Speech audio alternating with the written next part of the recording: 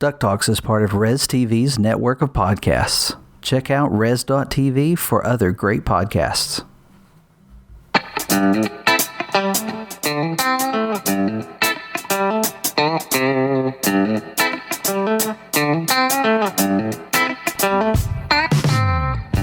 It's the week of Monday, March 29th, and you're listening to episode 126 of DuckTalks.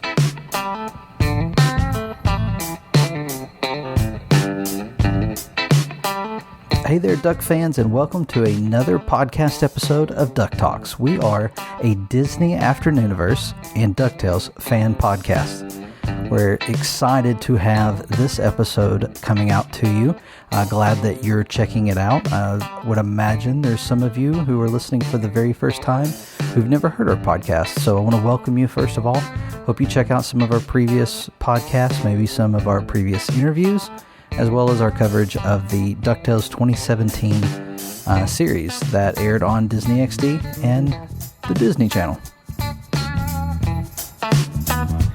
If you're a returning listener, thank you for coming back. We appreciate that, and we appreciate everyone who has given us a review or an email and just let us know that you're listening and that you enjoy what we're doing. It means a lot to us to know that you're out there, and we're not just doing this for the fun of it by ourselves, although that's actually why we did it, so we probably still put it out there, but I'm rambling.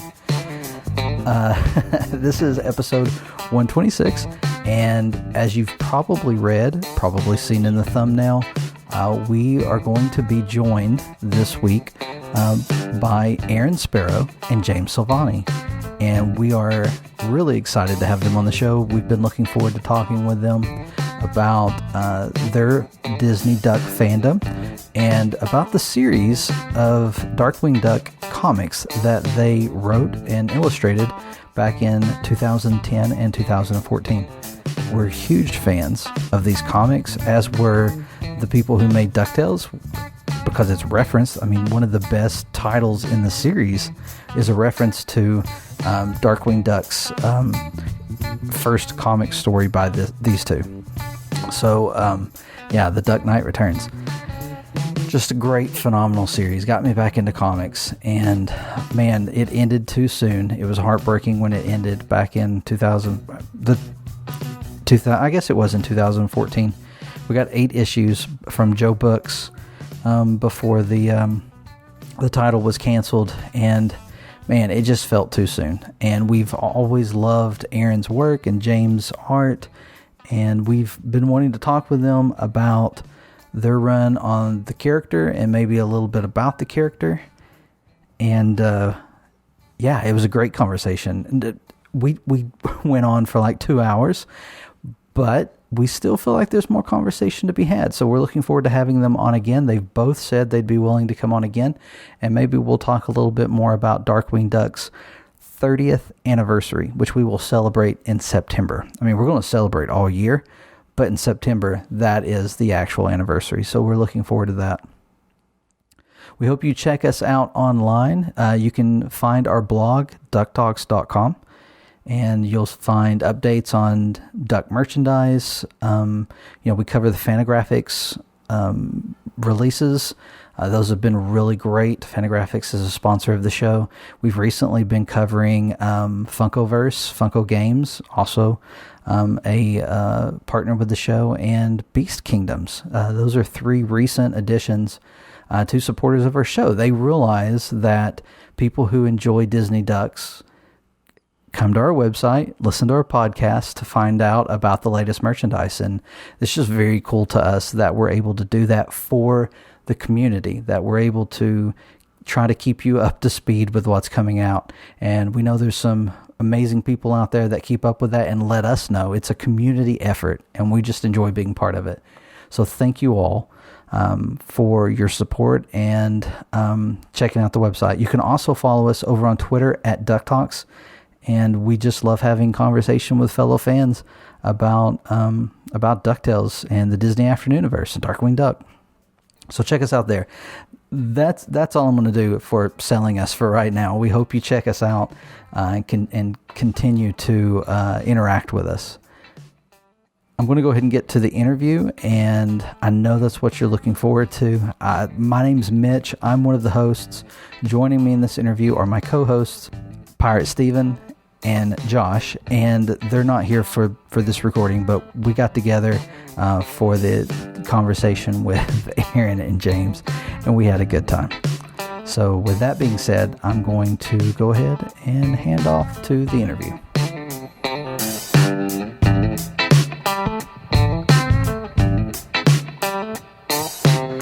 Hey there, Duck fans. Mitch here, and I've got Pirate Steven and Josh with me. Not only that, we are joined by two of the biggest Darkwing Duck fans in the universe. I'm just so excited to be on this microphone with them and to have an opportunity to talk a little bit about their careers and their fandom and, Darkwing Duck in general. And you've already seen the thumbnail, you already know the title, you know what I'm talking about. I don't know why I'm building it up. We are on the phone with James Silvani and Aaron Sparrow. Hey, guys. Hey. Hey, how's it going? Oh, man. Like I said, I'm excited. Glad to be here. We've been huge fans of yours. And I'll tell you, before we get started, 2014, I think, is when I first come across you guys. And for me, my girls and I'd picked up the Darkwing Duck DVDs, and I'd been watching them for a little while with my kids, and they were loving Darkwing just as much as I did. And I was having fun with that, and I was talking with, Pirate and Josh, doing the Disney Infinity stuff, and we were talking about Darkwing needs to be in the game, Darkwing needs to be in the game. And it was like every time we talked, that's just what we started off with. And then that got me more and more hyped. And then I found out about this comic book coming out at Joe Books, who I'd never heard about. And I went to the comic book store for the first time in like 5 or 6 years. I was out of comic books. I hadn't been reading them. There was nothing that was to my taste anymore. And so I went in and I was like, there's a Darkwing Duck comic book coming out, and I'd like for you to order that. Can I start a file? And he's like, yeah, that should be Marvel. And I was like, no, it's not Marvel. It's a company called Joe Books. He's like, oh, no, it's Marvel. Marvel owns Disney. It's going to be Marvel. I was like, no, listen, it's a company called Joe Books. And he was like, I've never heard of Joe Books. I was like, it's a thing. I've seen it. I've looked it up. And so he found it, and he ordered it for me. And that started me back into comic books. I read comics again, a number of books each month. But it was Darkwing Duck that brought me back to comic books. It was your all's book. And I looked you up online and started following you and talking with you guys online. I came down to Atlanta and got to meet James for the first time, and then later Aaron. And so we've had a couple of interactions, and, just thank you for what you've put into the character and what you've done. And, I feel like the character is a lot better off for your contribution to him. And I just want to start off by saying thanks. Wow. Okay, well, good night. Well, thank you. Thank you for reading the book. Thank you for educating the retailer on where it was coming from, because that has been a constant struggle with people go, oh no, Marvel, or IDW, even like IDW and things like that. And it's like, no, that's not the way the licensing works. It's divided up. You get it from different companies. So we were always like kind of explaining that, and also explaining to people in like Artist Alley. They're like, how has Disney not sued you for doing this book? And it's like, it's official. We're actually, people like are so used to like bootleg stuff in Artist Alley that they come across you've got like this book that they haven't heard of or they haven't seen at their comic book store, and they think that you're bootlegging it. It's like, no, we're legitimate. I swear. Yeah, well, when I started looking into the new book that was coming out, that was when I came across the Definitively Dangerous edition online, and I got a copy, and I'm proud to say I paid like $35 for it, because whenever I look at them online now, they're like hundreds of dollars. Mm-hmm.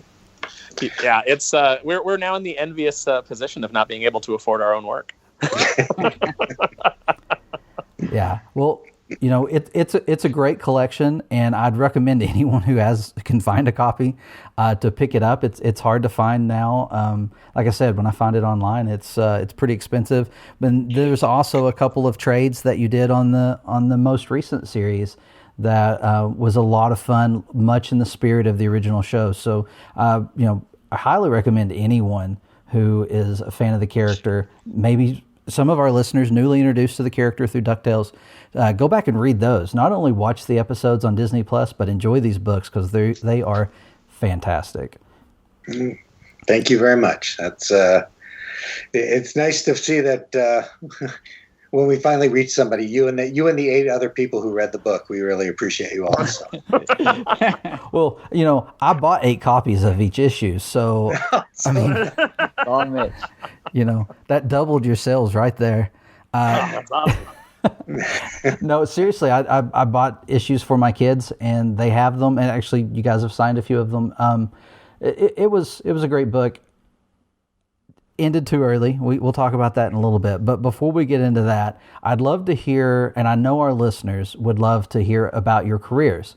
So if we want to start off with James, can you kind of tell us how did you get into to art, to illustrations, to comics?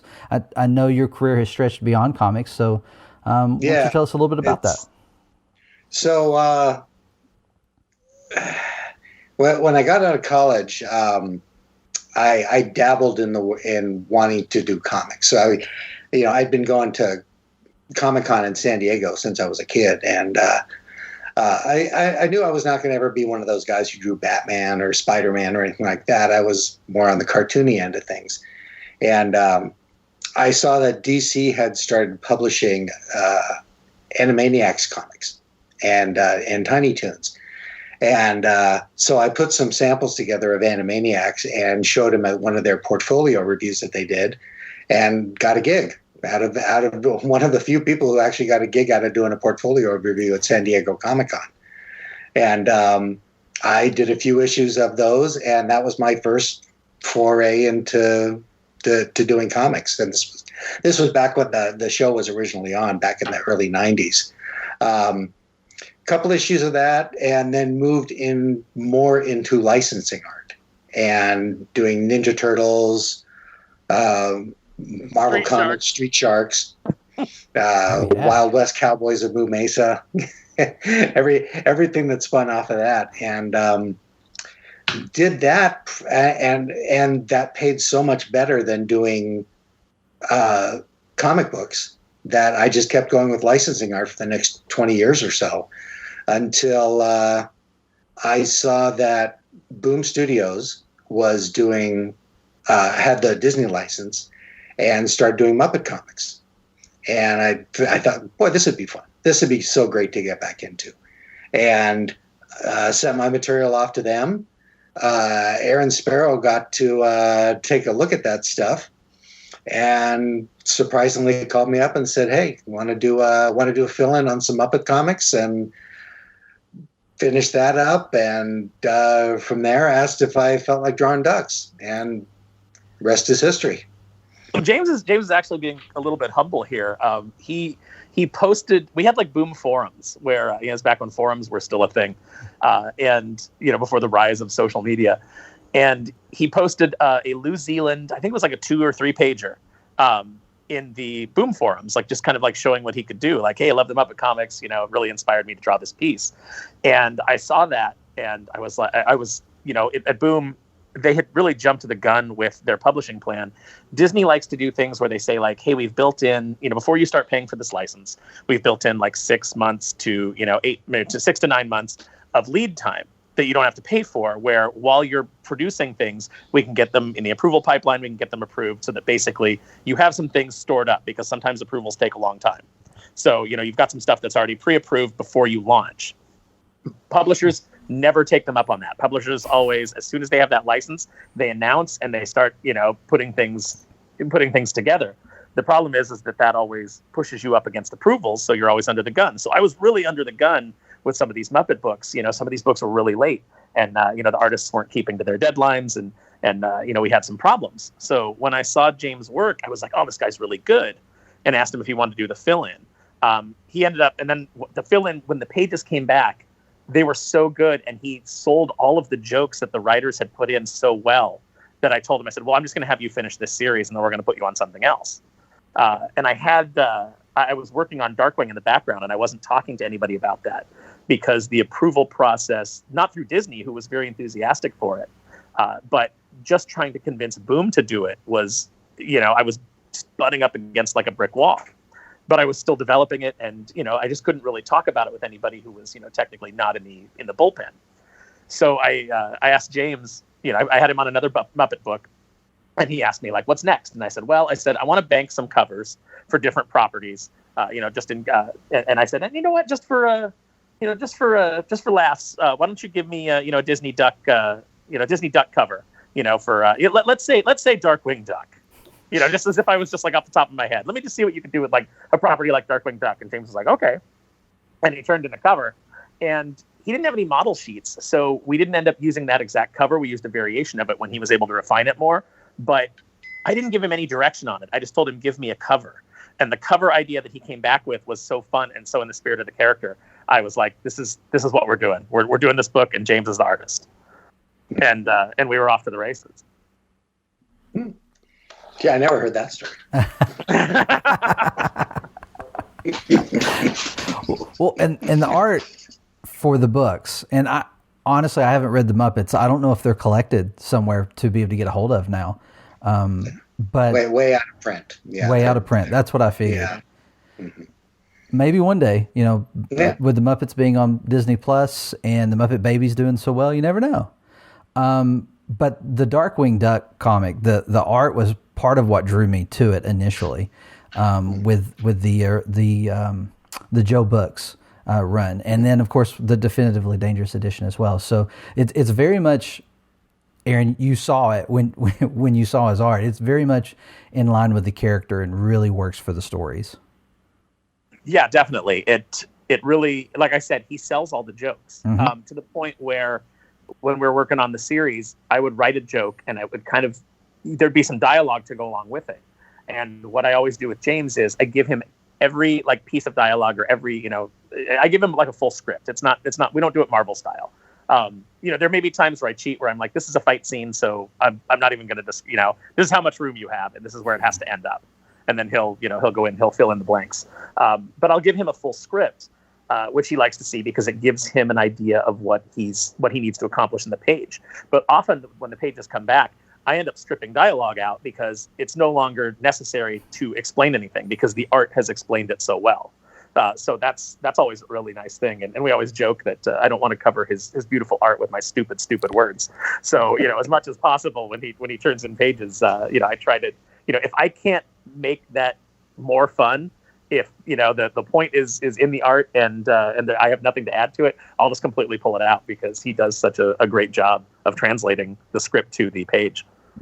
That's wonderful. I mean, in all honesty, that's what you want from a comic book as a reader, right? I mean, you want a deep story with a lot of characterization, but you want those pages where you're just looking over the art sometimes, right? You want to get lost in both.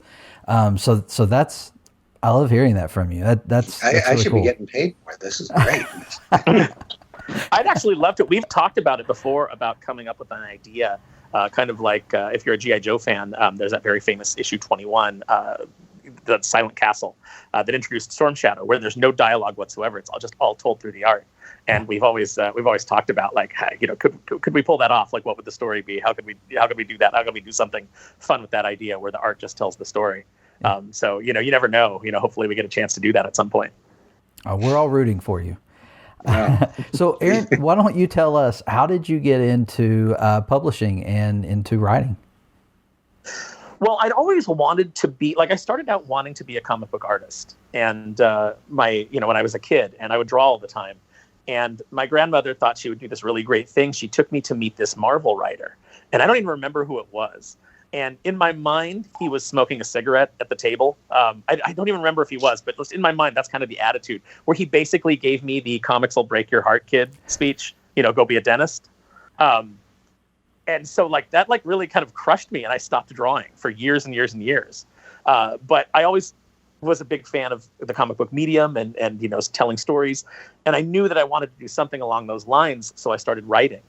And through just some serendipity of going to Comic Cons all the time and meeting people, someone told me that they were hiring for copy editors at a company called Tokyo Pop in Los Angeles, which brought manga over from Japan and republished it with American sensibilities, kind of rewrote it so that it was more accessible to American audiences. And so I started there as a copy editor, and I started giving pages of notes to the editors on ways I thought we could improve the translations. Like, because some of the translations were really stiff. It was just a very literal translation of the Japanese without any kind of like heart or getting into like the way that the characters were feeling. It wasn't conveying that. It was just very static dialogue. And so I started giving notes on how it could be punched up. And then they started giving me the scripts to punch them up.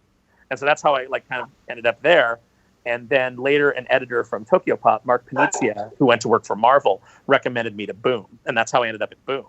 And I went in for my interview, and I ended up starting that day. Like, it was like, okay, well, can you start today? We'll send someone to Staples to get you a laptop. That's how quickly that happened. Because I came in and I sat down, and they said, well, what we're looking at is having you work on the Disney licenses. And I immediately was like, you guys have the license for Disney? Can we do that? What are you doing? Can we do this? Can we do this? Can we do Darkwing Duck? And they asked me like, well, what is that? And so I had to explain what Darkwing was. And it took me a full, because they were like looking at Mickey, they were looking at Donald, they were looking at the standards characters. And my feeling was that, it was all good to, there's a lot of good reprint material there. There was a lot of, because they weren't really looking at doing new stories with those characters. They were just looking at reprints. But they were doing original material for Muppets and for Pixar because there was no pickup material for those properties. No one had ever done comics before. And so I was really big on, well, let's do original stories. Let's do original Mickey. Let's do original Donald. Let's do Darkwing. Let's do the Disney Afternoon. Because all of those people that grew up on it, like me, were now of an age where they had disposable income. Maybe they have kids of their own that they want to introduce it to. This is really a great time to jump in on that. And I just thought, I was a huge Darkwing fan. I had always dreamed of what I would do to bring the character back if, like, just, when you're like fantasizing about a property that you like, and you're like, well, if this was handed to me, this is what I would do. And that story was The Duck Knight Returns, with the Frank Miller parody cover and just playing off of that. And so when it finally got greenlit and I got to do it, it was just like, I can't believe that this actually happened.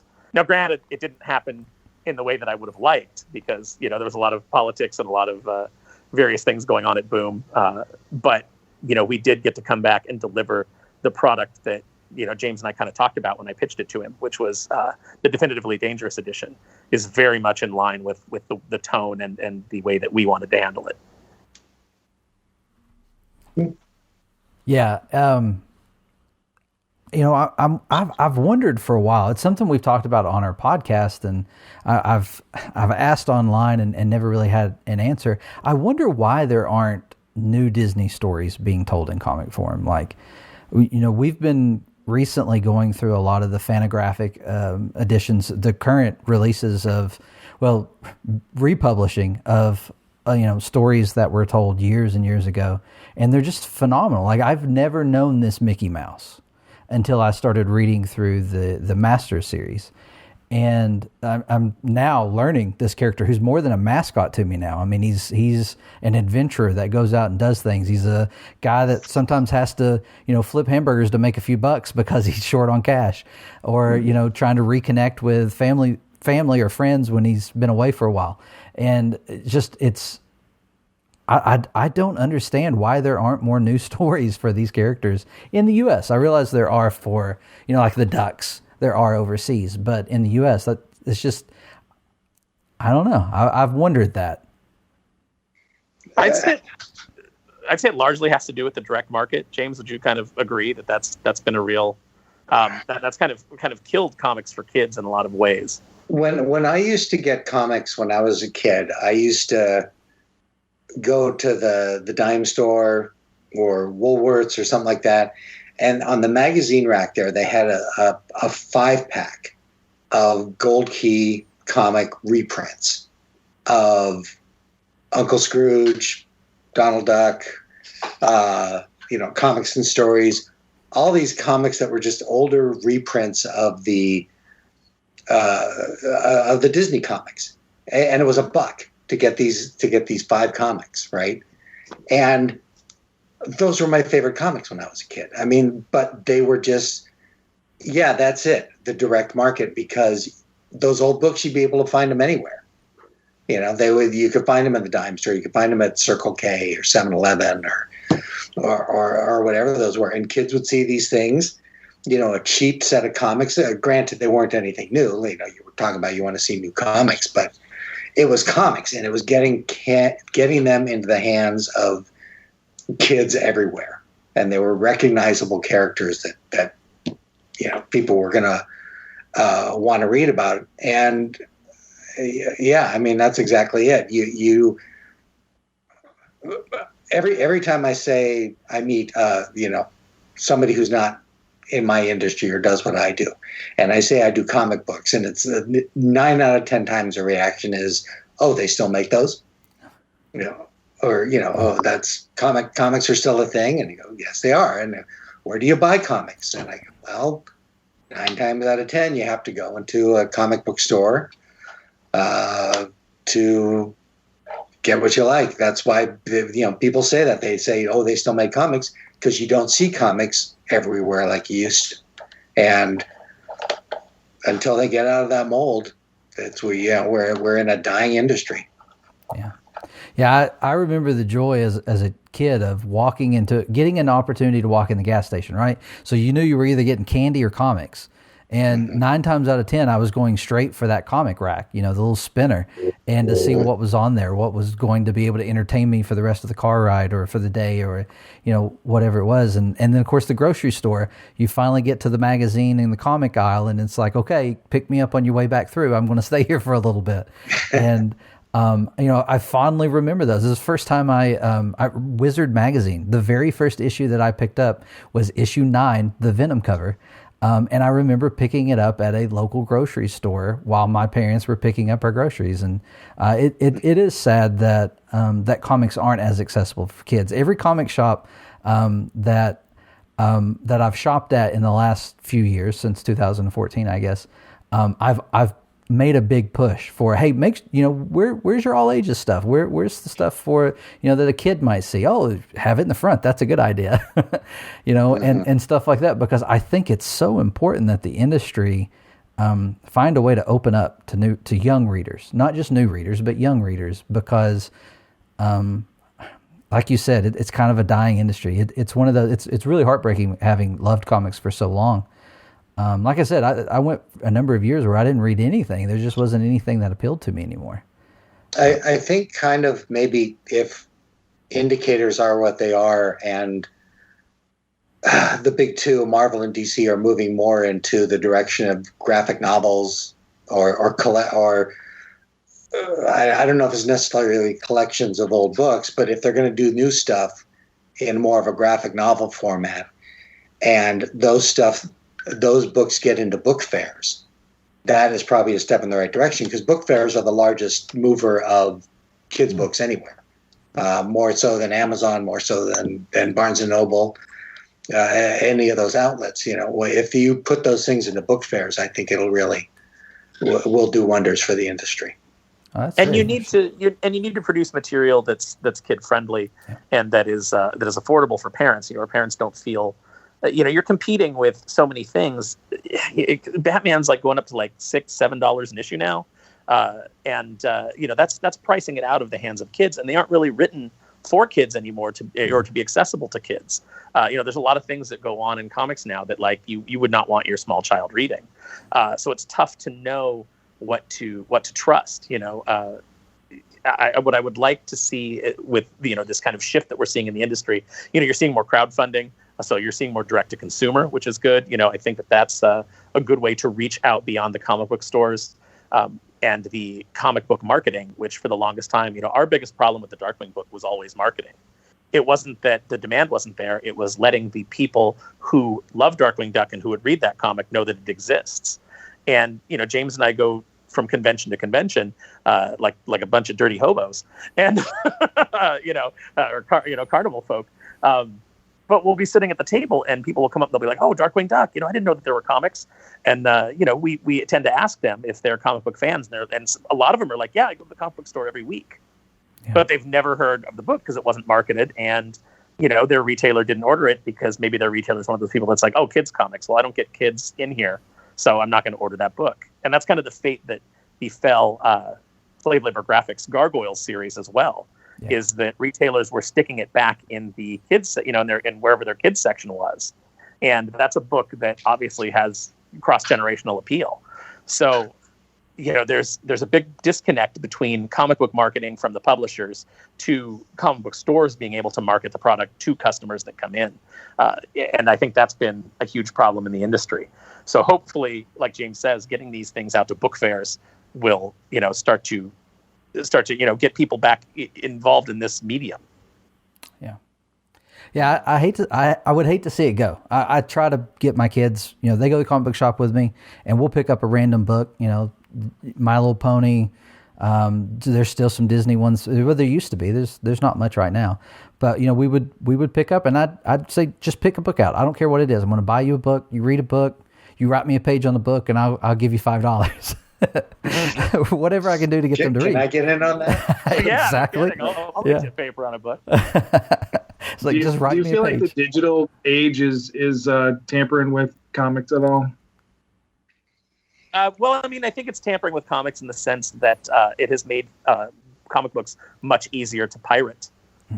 I think that people don't have to go buy physical copies when, we have people who come up to us at conventions and they don't think about the fact that it's theft. They'll be like, oh yeah, well, I'll go check this out online. And it's like, please don't, please buy a physical copy, because there's no profit to be made on these, on these pirate sites. It doesn't pay us anything. It doesn't pay the publisher anything. And that's how we make the money to continue producing new stories for you. So, there's a real disconnect, I think, with this current generation on how, and again, they've been priced out in a lot of ways, because books are so expensive. So, we think that, when we did the Joe Book series, especially, it was $2.99. And the idea was because we wanted to make it as cheap as possible for kids. You could, for the price of a candy bar, you could almost still get our comic. So, for like 2 candy bars, you could get a Darkwing Duck book. And that was kind of like what we were aiming for. What kind of candy bars? Zag Nuts. Yeah, for $2.99. That's why I picked up 8 of each. I mean, it was a steal. James and I often have debates about that. Like, I'll call him and I'll be like, well, I'm writing a script and I'm like, what would be funnier here, Mr. Pibb or Cragmont? What would be a funnier soda? I always go with Mr. Pibb. Agree. It's in terms of the digital stuff, my favorite way to read comics right now is with the Marvel Unlimited app, and then the new DC equivalent of that, to go back and read the old stuff that maybe is way out of print, too hard to find the trade, and it's just easy because it's right on your iPad. It's you can read on your desktop, whatever. And that is a great way to open up the past to see what, so you don't have to track down old stories and to see what happens, to see what's happening in Batman today. And I would love it if maybe there would be a Disney equivalent of that. Wouldn't it be great if they offered comic books on Disney Plus, the way that Marvel Unlimited does on their app? Like, when you're looking at Disney Plus on your iPad, you could go in, hey, you just watched DuckTales 2017. You watched the Darkwing Duck episode. Here's some more Darkwing Ducks. Here's the 90s cartoon. Here's some comic books. Synergy. From the the Disney afternoon comics that we weren't a part of to the ones that we were a part of. That would be fantastic. I think, and that would add more value, I think, to Disney Plus, who right now, let's face it, there's a lot of content on there, but it's all older content. And even the new stuff that they're producing, they're having to parcel it out week by week, to keep kind of interest going. But they've got a wealth of things that they could add to the service that I think would bring value. And comic books are a huge part of that. Yeah, I've heard some people talking about games as well, that it would be cool to see some sort of platform on Disney Plus for games, for Disney games. There's a lot of great titles out there. It'd be very cool. But comics, if I just had that app and I had a monthly subscription to be able to access it, I did Marvel Unlimited for a while and read a bunch of stuff, and it's kind of in my rotation of things to do again and to read some more of those comics that I remember. Because let's face it, it's easier to pay a monthly subscription than to go digging through those short boxes and try to handle that comic. Yeah, it absolutely is. I mean, especially when you're talking about our books, which, like you said, the barrier to entry now in the Definitively Dangerous edition is hundreds and hundreds of dollars. Yeah, absolutely. So tell us, and I'm with that too because I'm a comics reader. I've never been a collector of stuff. I don't care about having the physical book. Or it's nice, especially with a trade. Put it on the shelf, but I've never been the Mylar bags and boards and I don't even think I have the Darkwing comics like that anymore. Well, and you just reminded me of something. When I wasn't reading comics, I was reading a few comics digitally. IDW's Transformers. I loved that entire line. Like, I read through that whole thing using Comixology. I have, and I still have them on that app. They're accessible. And that was a great series. That was the one book that I was still reading. And I kind of went back and forth with that when I started reading the Darkwing comic, because I was like, okay, do I want to go back into physical and having to keep up with them and sneak another short box into the house and things like that, or do I just want to have them on an iPad? And if there's a way that they could protect that, which people work so hard to get out of work, to take something from somebody, right? With the pirating online, it's unfortunate. I don't know how they could keep it from happening, but let's talk a little bit about. To look at it's you got to figure out the iTunes model. Yeah. I mean, iTunes made it work by paying for content that you could get for free on LimeWire or whatever the other pirating sites were. They made it work. So you got to figure that out with comics. That's a good point, because with my iPhone, I can't take screenshots from like Disney Plus or Disney Now or any of those apps.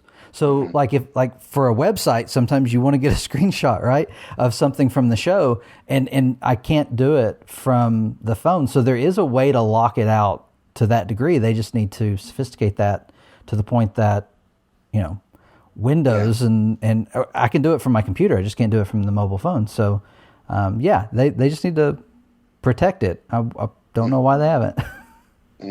Yeah. Well, let's talk about your fandom.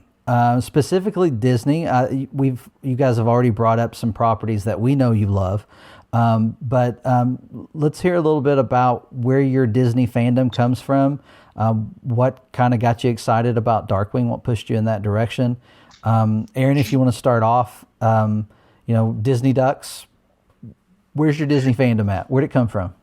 Well, I had always been a Disney fan. I'm a native Californian. So I grew up going to Disneyland and grew up on Disney movies and cartoons and what have you. And when I discovered comic books, like my first comic book that I bought myself, I had relatives that would give me comic books. Like I got some of the early Marvel Star Wars comics from like my grandmother and some Archie digests and things like that. But the first comic that I ever sought out myself was G.I. Joe. And it was because the toy line was new. I was playing with the toys at the time, and I saw the commercials for the comic book. And I walked into a 7-Eleven with my uncle, and I had 75 cents in my pocket, and here was this comic book that tied into this thing that I was playing with, and that I'd seen commercials for. So I was like, wow! So I picked that up, and then going through the back of that, I got introduced to a lot of other Marvel books. Like I was like, who's this? Who are these X-Men? What's this Wolverine guy? Cutting through the cover with his claws. That looks cool. So the next time I was at the liquor store. That sounds so funny to say, I was a kid, but the next time I was at the liquor store, buying my hooch. I said, maybe I'll spend a little of this beer money on comics. So I got into that, and then I got to go to, there was like a dime store called Newberry's, and I remember walking in and they had like big packs of comics, like James said, for like $1, you could get 5-6 comics, and they had some Disney ones mixed in. I could see some of the Disney ones, and like Uncle Scrooge and so like like a sneaky little kid, they were just Ziploc bagged at the top. So I would open them up and I would resort them so that I was getting 5 comics that I wanted, and then take them up and buy them. I started. I don't endorse this, by the way. That's how I got my huge collection of Femforce. So I was reading about the Disney Ducks that I liked. And then when the Disney Afternoon came out, I was watching that with my younger brother. And when they introduced Darkwing, I was already a huge DuckTales fan at that point, and a huge Scrooge fan because I'd read some of the Barks work and things like that, some of Don Rosa's work. And so DuckTales was huge. I think people forget just how absolutely important that block of cartoons was to that generation. And so I was really into DuckTales, and when they introduced Darkwing, it was like marrying two things that I love, the two great tastes that go great together, because I was already into superheroes through comic reading, and I was already into Disney Ducks, and these two things were now converging. So when Darkwing came out, I was like, this is my favorite cartoon of all time. I absolutely love this, and loved all the characters. And like I said, used to sit around, after the show had ended, when I would think about it, I'd look up at that 12-inch Darkwing Duck figure that I had on my shelf, or I was writing with my Disney on Ice pen that had Darkwing Duck on it. I specifically went to that. My brother and I specifically begged to go to the Disney on Ice show because it was Darkwing centric. So I walked away with like a Darkwing pennant. Remember those like baseball pennants that you would put on your wall? I had that, and I had the Darkwing pen because that was all I could afford from the show at the time. I would look up at that and I'd be like, man, that was such a great property. If I had the chance to bring it back, this is what I would do. And I would always think in terms of comics or, more than cartoons, because it just seemed like comics were something that I could get into, or that I would have a path into easier than doing animation, because I had no idea how you would even go about getting into animation, but I had a little bit of an idea how you got into comics. So that was where like the germ of the idea started. So that was like, where my Darkwing fandom started out. And why I think that people find what James and I did so authentic is because we're coming from a place of love. We didn't come into it like, oh, we're going to do a Darkwing Duck book. How do we tell our stories using Darkwing Duck? We always approach it from what kind of good Darkwing Duck stories can we tell? Because we honor what Tad and his team, all those writers and voice actors and animators, all those talented people that gave us this thing that we love so much. How do we honor that? And how do we give that same thing to a new generation of fans has always been our approach to that property, or any other property that we might be hired for.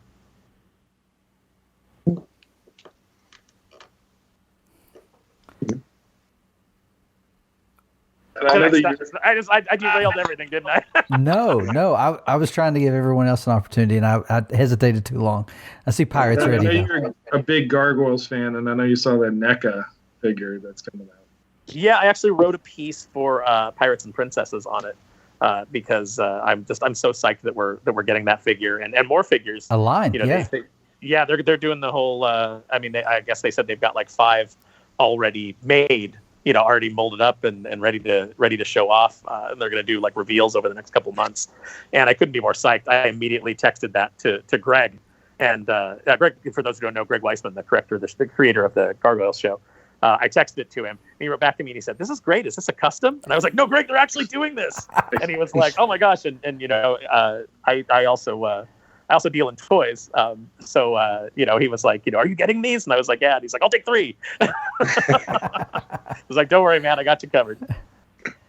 Yeah, those look amazing, and that they got a lot of. That tweet went viral. There's a lot of people. I think last I checked, it was close to 100,000 shares on that. So I know it's the biggest thing they've ever announced. I think it's the biggest response, because I've never seen, as a retailer, as somebody who orders these things directly from NECA, I've never seen them put out a follow-up email that's immediately like, "Look, the response to this has been so huge that we had to move up the cutoff date.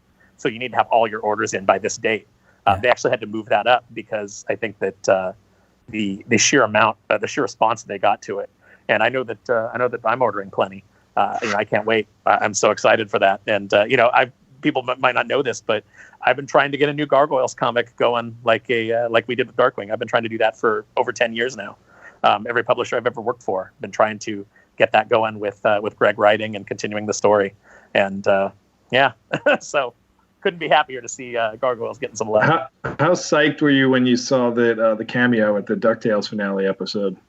I have not seen any of the DuckTales 2017 show past the first episode where they introduced Darkwing. Oh, okay. Spoiler alert. We won't get into that anymore. But you had to imagine there was going to be a reference, right? We'll just say this: it's a fun reference. Very fun. Well, the thing that I really love and am extremely jealous about the DuckTales 2017 series is that they got to do a lot of things that James and I wanted to do in the comics and were told no. So obviously when you're dealing with animation within Disney, you're dealing directly with legal. There's no middle person. There's no middle approval people. Like, you're able to go directly to legal and say, can we do this? Can we do this? And get answers on it. And so I understand that comics are more limited, but yeah, sometimes it's like, oh, it's so cool that they did this. Oh, and I hate them so much that they got to do it, when we want to do this so bad. But, it's great to kind of, you do get a certain amount of validation where you're like, so it was a good idea. See, it was a good idea. Yeah, absolutely. Yeah. And the execution of the show is so good. I don't say that I haven't seen the episodes because, I didn't like them. It's just a matter of time and a matter of accessibility, and, which James will chide me for, because he's like, you can just go buy them all on iTunes. Why haven't you done that? And I'm like, I know. Yeah, I know James has been watching it because he had issues with the Apple release. I remember that. With the finale. They're dragging their feet on that. I don't think they realized it was. But what it is they put out the whole episode, but they just named it Part 1. Oh, did they? Okay. Yeah. We had a lot of emails about that. They weren't really getting that correct. So, so the whole thing is up there right now. And I love the Gargoyles reference they made in that last episode. I thought that was, and I had to go back. I didn't even catch it until the second time I watched it. So it was a nice little sneaky bit. So yeah, that was similar for me. The first time that there was like a slight reference, I was like, that's something familiar, but I can't place it. And then when the big reveal, I'm trying to not spoil it. When the big reveal took place, it dawned on me, and I was like, that is absolutely every Disney afternoon property represented in this show, and that's why I love it. It's not really why I love it. I love that about it, but I loved how much they did their own thing. I really did. It's an example of a reboot or a retelling done right. Yeah. In that it's done by people who obviously love and have a reverence for the original and are going in a new direction, but everything that they're doing is still honoring the original, the original characters, the original show, and the way things, it's a new version. It's definitely not a complete reimagining. They're not taking characters in entirely unrecognizable directions, and I think that's why it's struck such a chord with old fans as well as new. They hit the right balance. It was, they really did a great job. Yeah. Mm-hmm. James was at MegaCon Orlando, like the weekend that Duck Knight Returns aired, and I'd watched it, and I was like, I can't even talk to you about it because you hadn't seen it yet. Take a break, go watch the episode. Let me tell you, he hadn't seen the final version, but we had seen it in animatics up at Disney TV Animation. Frank Angonis had brought us up and shown it in animatics, and we got to see, before they launched the DuckTales series, we got to see the first couple episodes, and it was really kind of fun because obviously Frank is a guy who really knows what he's doing.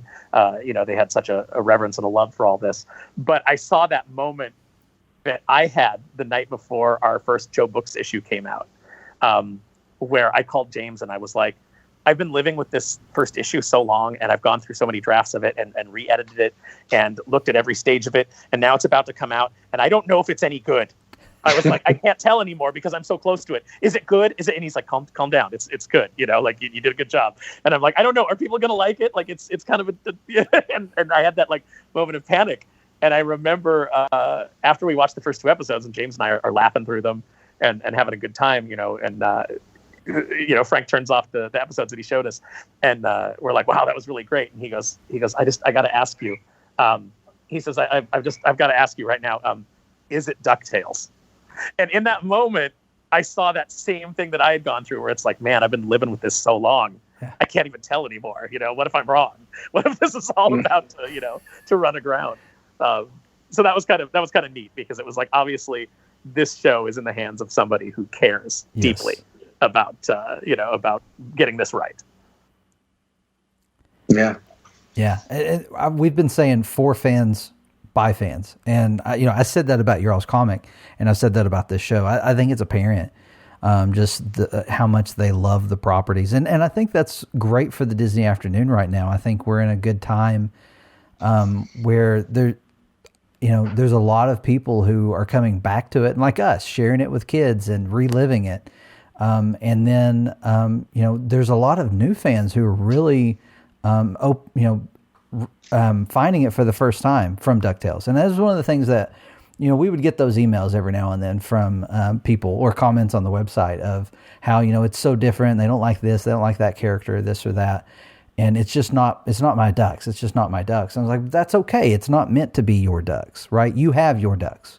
Your ducks were the comics, or your ducks was, the original DuckTales, and that's okay. That's yours. You will always have that. You can watch it right now on Disney Plus, most of it. This is for a new audience. This is geared towards a new audience, but they're including us. Like, they're giving us some things to enjoy about the show. And for me, that just made me enjoy it that much more. I mean, but it's because they're such big fans. Absolutely. James, can you tell us about your Disney fandom? Where did it come from? I'm like Aaron. I grew up in Southern California, and I've always had family members who worked at the park. And that's where I spent so much time growing up. I lived 20 minutes away from Disneyland. And but it was also on my end, it was those comics. It was reading those Gold Key, Western Publishing, Dell collections of Disney comics. Those were the first comics that I paid for with my own. My brother was a big comics collector, so he had stacks of DC and Archie and such. But the ones that I went out and paid my own money for, first of all, were Disney comics. And I've always been a Duck guy.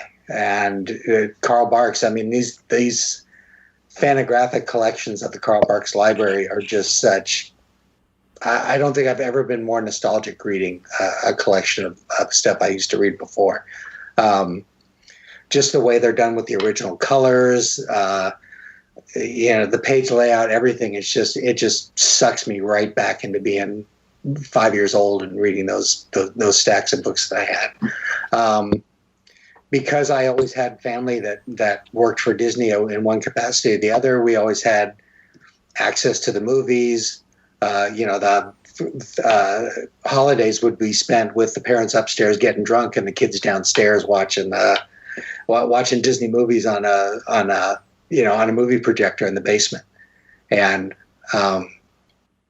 it just indoctrinated me into the whole Disney lifestyle. And of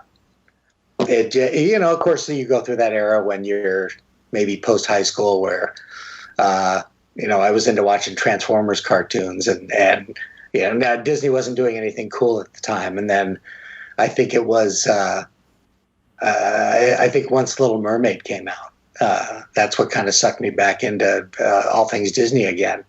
Then DuckTales came on TV, and I was sucked right in again. I was sucked right into the Disney fandom, and really haven't left since then.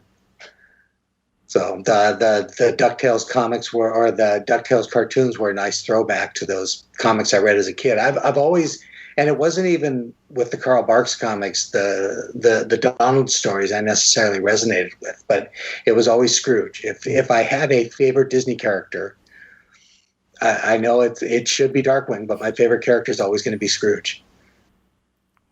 That's okay. Scrooge is, his history is just phenomenal. I mean, the character as a, not talking specifically about like Scrooge McDuck's history, but the history of the character. There's just so many great stories out there, and I would imagine that when you were watching DuckTales, you were thinking back to the comics that you'd picked up in those little bags and had read. Was there did it feel like Easter eggs? Like what was that? Like, cause like when we're watching DuckTales, when we're remembering the OG DuckTales, we do that sometimes.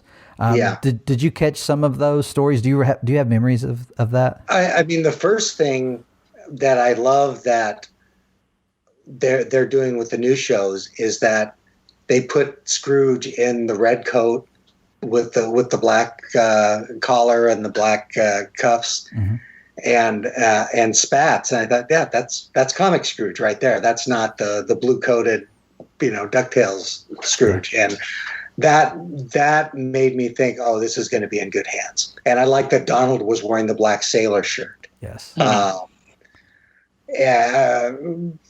Still maybe would have liked to see Huey, Dewey, and Louie in the black shirts and the different colored hats, but that, the minor little quibble at this point.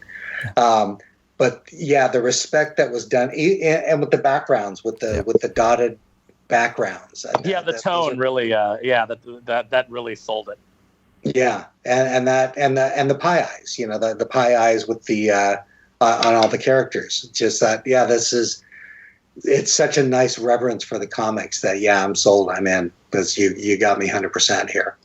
And the way just the jokes and the storytelling were. I mean, you don't know if people have this reverence for the older DuckTales and say, oh, this is not my DuckTales.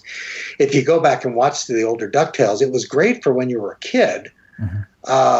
I think that this new DuckTales has an appeal for, I don't have kids myself, but it has an appeal for the older audience as well as the kids. 100%. The way maybe the old Looney Tunes cartoons did from, the 30s, 40s, and 50s, where, sure, I mean, I enjoyed all that stuff as a kid.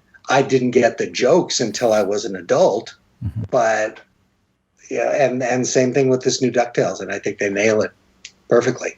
Yeah, as a kid, I never understood why all the chickens were feigning when the other chicken was singing and saying like, "Oh, Frankie!" Like I was like, I don't, it's funny, but I don't, I didn't know there was any deeper meaning than what was going on screen. And then you get older and you're like, "Oh yeah, Sinatra, yeah, okay." Right. And I think that it's that's kind of like what we tried to do with the Pixar comics too, which James drew a couple covers for that never made it onto individual issues, and there were a couple of Pixar arcs that I would have liked him to tackle, but by that time, Darkwing was off and running. As we tried to aim for that Pixar model of these comics, whether it's Darkwing or whether it was the Pixar stuff, they should feel as important. They should feel that they have as much weight, as much gravitas as the films, because that's what we're honoring, is we're honoring that property. And that was kind of like a constant struggle with management at Boom, where at one point I was told, you could just write 22 pages of Woody and Buzz talking heads and it doesn't matter because it'll sell because it's Pixar. And it was like, yeah, but that's not in the spirit of Pixar. And so what we need to do, it's not in the spirit of Disney, and it's not in me to phone something in. If I'm working on something, it's because I have a love and a reverence for it. I'm not in comics to make a bunch of money, because it's very rare that you make a lot of money in comics. I'm in comics for the love of it. It's something that I do on the side because, it's not really something that everybody can support themselves in. So the reason that I do it is because I love it and because I think that I have something to say with these characters and with these properties. And I wish that more, and again, that ties into DuckTales 2017 and the way that they approached that show. And I wish that more of these properties were approached by people with that attitude, and by studios, with executives with that attitude, as opposed to some of the things that we've seen that have just kind of been cash grabs to cash in on a property. I think Frank told us this. I'm pretty sure it was Frank. He said that when he pitched DuckTales, he said, you can do this as a cash grab and you can get a season or two out of it, and then it'll be radioactive for 25 years. But if you do it right, it can spin off into, many, many other things. And I think that's the approach that you want. Those are the people that you want in charge when you launch one of these things. Yeah, I mean, absolutely. And he talked before he took his break from social media. He talked a little bit about how much it meant to have that opportunity, and we had an opportunity to speak with him on our show, and it's very apparent how big of a fan he is. And so I know, like, he was excited when you guys had an opportunity to see the show, and we saw some of your interactions online, because we're creepers like that, watching what you guys talk about. It's just social media weird when you think about it. I mean, when I start talking about the conversation you had with somebody else that we happen to not be in the room. No, that's why it's all out there. I mean, that's what social media is for. I've never understood when people are like, I don't understand these randos coming into my conversation. And it's like, well, you're streaming your conversation in the public square. I mean, that's, you have to That's what this whole thing is about. If you want to have a private conversation, there's plenty of places to do that. Twitter is not that place. Twitter's for everybody to chime in. Now it's called a phone. It's called a phone, yes. So tell us a little bit. I know I've heard you guys. I saw you a few years back. You were both at Dragon Con, and Tad was there as well. And you did a Darkwing Duck panel at that convention. One of the things that I took from that was how it seemed like you guys were fans of Tad's. And I had just recently learned who Tad was. Again, 2014, your all's Joe Book's comic. That was when I started researching who worked on this show, who created it, where did it come from? And I happened to reach out to Tad, and Tad Stones, just being the amazing gentleman that he is, didn't just shut me down. He talked to me. And, but when I heard you guys talk about, I think it was you who said a few times, you got to meet one of your heroes, and it was a lot, I can't remember if you said it was a lot better than you ever imagined, or, it made you believe you should meet your heroes or something like that. What was that like? Like, at what point did you get to talk with Tad? Did you find out that you were going to get to work on the book, and then you called him up, or how'd that happen? It's kind of funny. We had reprinted at Boom. We had reprinted the Life and Times of Scrooge McDuck, and nobody. I had reached out to Don Rosa, and I was dealing with Don Rosa, and I had a pretty good rapport with him. But then Boom went to print on the book. I never saw the final version of that book. All of a sudden, I just got a call from our person in Disney Publishing and was like, "Why is this book on the stands? We've not approved the final version of this." And I was like, I have no idea, because I haven't approved the final version of that. So someone in the office had just decided to send it to print. So that caused a big kind of problem with Don, because there were things in there that he had asked to be corrected or asked to be fixed that didn't get done, because we weren't done with the book.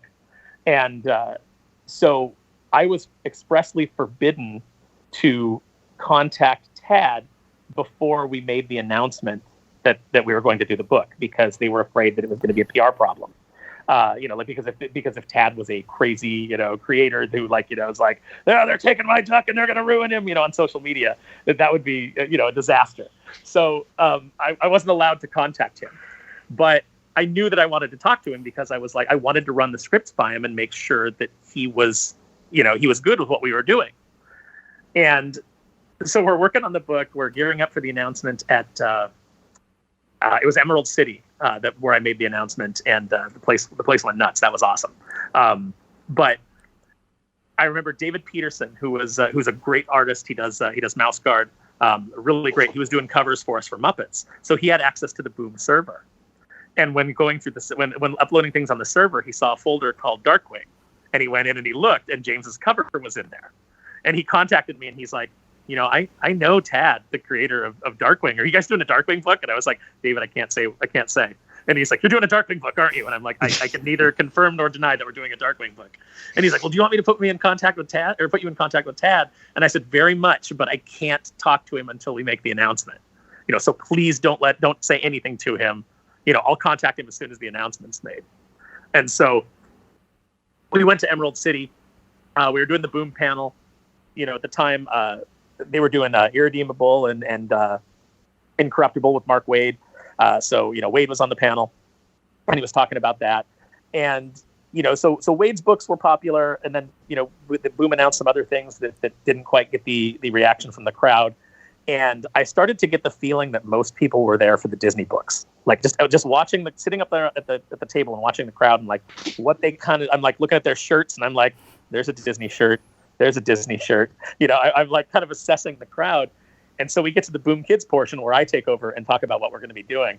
And we throw up the logo on the screen that's just like kind of the blue background with the lightning bolt. And it says, Boom Gets Dangerous. And there was an audible gasp from the crowd when that graphic went up. And immediately in my head, I was like, I've been right about everything. I've got them. I've got them in the palm of my hand. Because the gasp was kind of like the way that I would react if I was a fan. Like, I didn't believe. Everybody kind of like the intake of breath was like everybody saying, okay, I think I know what this is, but I'm not going to get my hopes up, because I can't deal with it if I'm wrong. just this, everybody kind of like holding their breath. And then we put the image up of Darkwing with the lightning bolt, and the place like went crazy.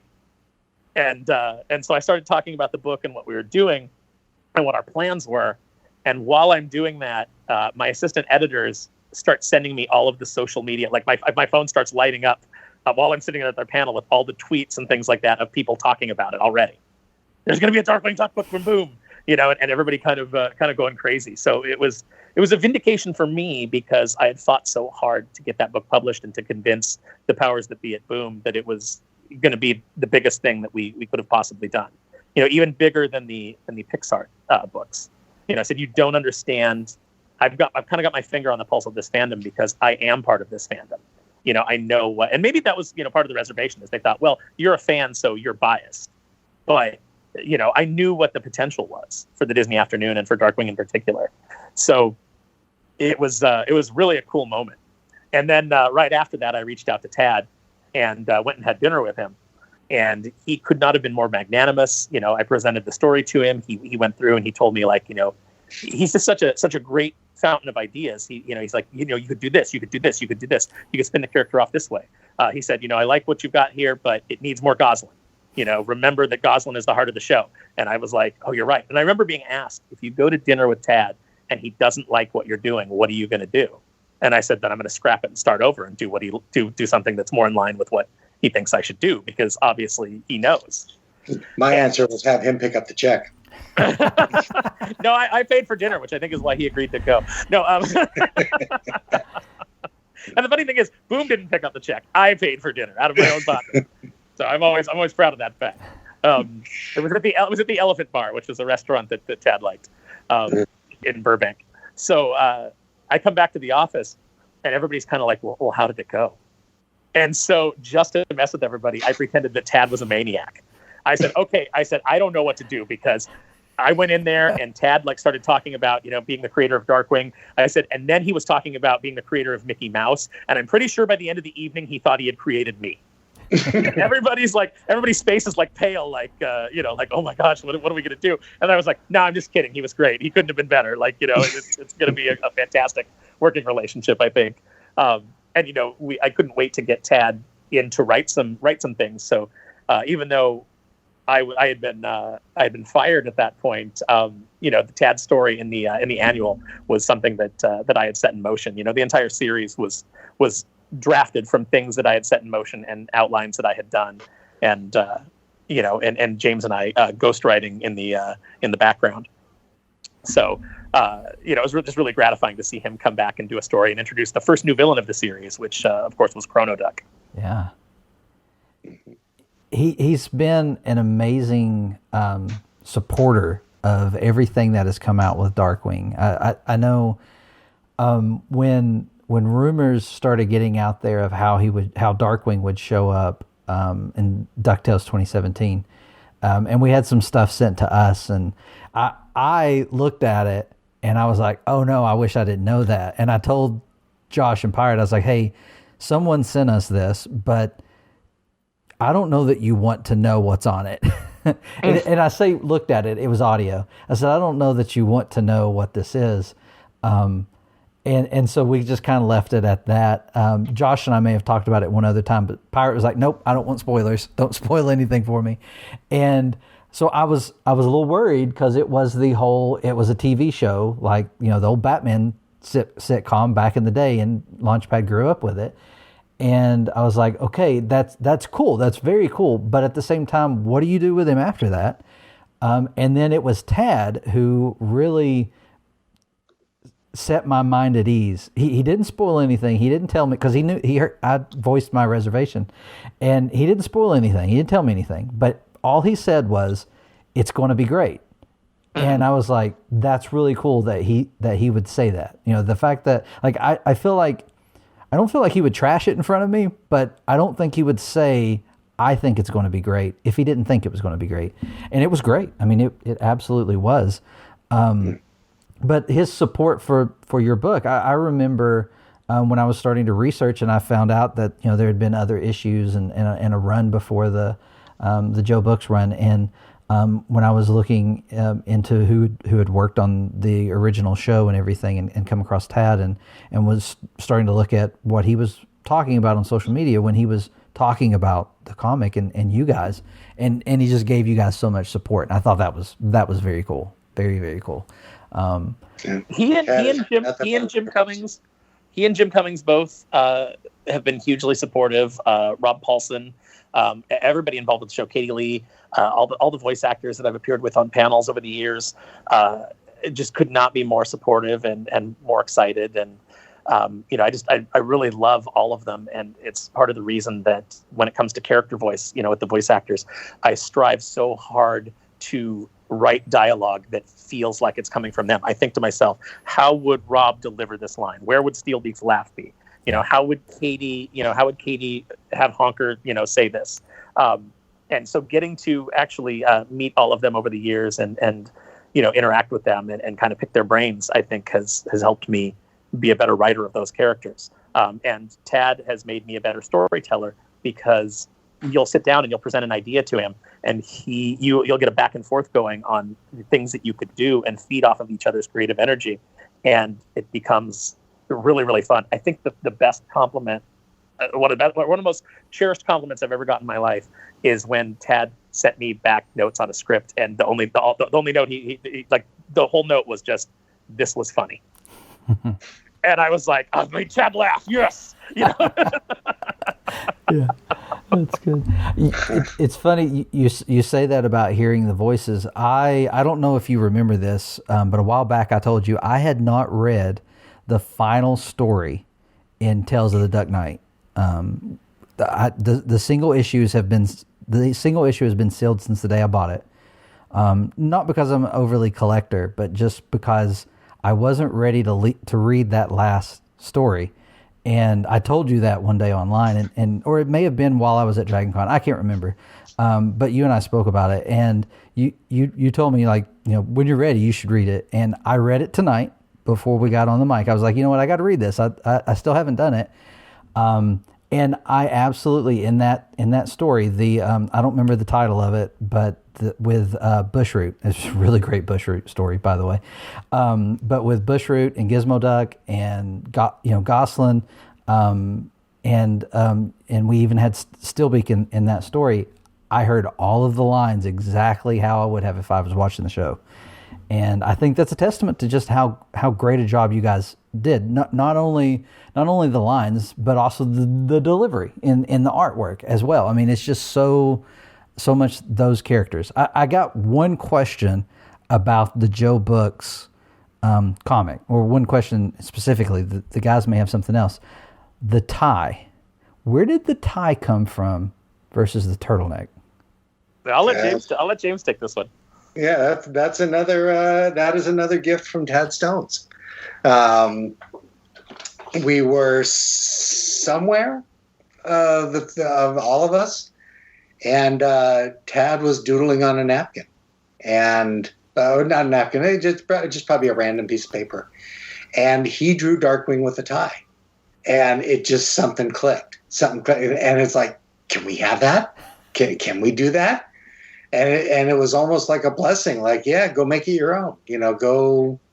And I knew from the beginning that when we got a chance to do it again in Joe Books, that was going to be our Darkwing right there. That one little subtle, that own little subtle thing, which would distinguish what we did from anything else, where, there wasn't, I always look at it as, Joe Books was really the only pure Darkwing that Aaron and I got to do. In terms of, there wasn't really any other editorial interference. There wasn't any other, coming in with the writing, or, it was just doing what we wanted to do. And so putting the tie on it was that pretty much our little stamp that says this is ours. So yeah, and it was, what's so great is I still get, if I'm at a convention or I get a commission request or something like that, half the people want the tie. Yeah. So I'm glad we made that sort of impact. Yeah, if you go back and you read the Boom issues, and then you read the Definitively Dangerous edition, you'll really see the difference, because although we ghost wrote the Boom series, we didn't get final dialogue pass. So the dialogue largely, I mean, some of it's mine, some of it is warped versions of mine that have kind of been changed, but most of it is not. So the characterizations are off. There's things about it that I really don't enjoy. But when you read the Definitively Dangerous edition, that is the dialogue that was intended. That is my dialogue. That's why the characters sound right. That's why there's the jokes are funnier. There's just because it was basically our idea. It wasn't someone overwriting what we had done. So when we got to the end of that, and Disney asked, well, do you want to include Dangerous Currency because this was published without approval and we don't really like it, and can you fix it? And James and I said, well, we could fix it, but not without completely redoing it from scratch. Because the germ of the idea is mine. The Phantom Blot, the ink, the crossover between DuckTales and Darkwing is all there. It's all things that I pitched and that I wanted to do, but the execution is not ours. Even though James drew those issues, did art on those issues, it just, the execution was not ours. So we would have to completely redo it. And Joe Books was like, well, there's not really the budget to do 4 books worth of material. So what do you want to do? And so we told Disney, well, it's best then for us just to disavow it and to, because that was kind of rushed anyway, because Boom was losing the license. So they just wanted to cut it off. And so they used that story to do it. And to kind of wrap up a bunch of loose ends where we had plans to kind of, build to that even more. So our decision was, well, we'll write a new ending for the series to cap it off. And we'll end with the tie, because it also completes Darkwing's arc from that first issue of having not been Darkwing for a year, having lost his confidence and kind of having to rebuild it. So while we don't get to resolve Morgana's disappearance, which was something that James and I never wanted to do, that was something that the other writer brought in because he didn't really understand how to write Morgana, so he just wanted to write her out. So we wouldn't have fridged her in that way, but it was something we had to deal with, and we felt like there was she had a more deserving story, for her return. So we would just have to truncate it, but still, make it meaningful. So the tie also became kind of a symptom of that. It was like, well, this is the indicator that Darkwing is fully back now. He's got his confidence back. He understands who he is. He understands what his mission is, and the tie is a reflection of that moving forward. Then there were also going to be some funny story elements in there where we basically explained that the turtleneck store had gone out of business, and then we were going to use the tie. Like the tie was going to have its own various gadgets and things that he could do with it that we didn't get to do in the Joe Book series because that ended before we planned to. So there was a lot of elements to it that you would have seen developed. Yeah, one day years from now, when conventions are back in and we're doing new Darkwing comics and such. You're going to take us to a hotel bar somewhere, and you're going to get us really drunk, and you're going to get us so out of it that we're going to tell you the story that originally we had in mind for Dangerous Currency, and it's just you won't be able to handle it. I'll just say that. Yeah, let's just say those covers that are kind of apocryphal to the story, that when you look at the covers for Dangerous Currency and they don't make any sense in the context of the story, they all make sense in the context of our story. You would have seen the villains in the money bin. You would have seen, just all of those things would have made sense. Those covers would have definitely been showing you what goes on in the story. You want to see Steelbeak and Liquidator in the money bin, you would have seen it. You want to see Darkwing in a pitched battle with the Beagle Boys, you would have seen it. Mm-hmm. I'm all about some Beagle Boys showing up. Absolutely. Mm-hmm. Well, we put them in the Joe Book series. We had a couple of them in the St. Canard Penitentiary for coming over to St. Canard and trying to start a crime wave there. A candy stealing crime wave. And that was a lot of the fun of that story, was just the ideas of having these characters cross over and to have that opportunity to do that. And I've never been able to read Dangerous Currency. I think it's I know it's not been collected, and it's one of those. Well, there's a trade. There's a trade out there that Boom put out, but okay. But please don't. Please don't read it. It is a curiosity at this point. You know, like there's a lot of people who who read it and they're like, well, I just love seeing the characters together, but yeah, Exactly. it wasn't what I wanted from a story, and it's like, well, it wasn't what we wanted either. What we had planned was so good and so intricate, and even the things that we started layering in the Joe Book series, because we were told that we had a 3-year contract on Darkwing. So we started planning. We had 3 years worth of. Well, actually, we had like 6 years worth of stories. But we had 3 years of arcs to get us kind of where we wanted to go, and then if there were more, we had jumping off points for that. So things that we layered in, like the mystery of Negaduck's return when he was split into particles. Like, how is Negaduck back? That all has a huge payoff, and when you get to that payoff, we wanted you to be able to go back through the series and find all the little hints as to what was going on, and you'd be able to go, oh my gosh, they were planning this the whole time. We were layering in very subtle things that, when you reread it, the idea was you'd go back and you'd be like, oh my gosh, I can't believe this was right in front of my face. Well, he was planning it the whole time. I was just drawing the book. But, I run everything past James, and he contributes ideas, or he tells me, that's dumb. Don't do that. Don't make me draw that. I know the convention issue was probably a favorite of James's. No, wasn't I? Honestly, it's one of my favorite from the series. That issue was so much fun. Mm-hmm. Well, we could have really done more if the schedule hadn't been as tight, and if the Disney rules for us kind of hadn't changed in between the Boom series and between the Joe Book series. Publishing rules change, and new regimes come in, and they have new books of guidance, and so we weren't allowed to do as many Easter eggs with the Joe Book series as we did with the Boom series. The Boom series is just filled with Disney references, left and right, and there is some of that in the Joe Book series, but we did have to kind of like scale it back. So there's a lot of art that was changed before final publication in the convention issue, but some of it's still there, and it's still a lot of fun. Darkwing is the one property in Disney that you can really kind of get away with that. Aladdin was another one, with the genie popping into different characters. Every now and then there's a Disney property where you can kind of do that self-referential kind of humor, and that's where we live.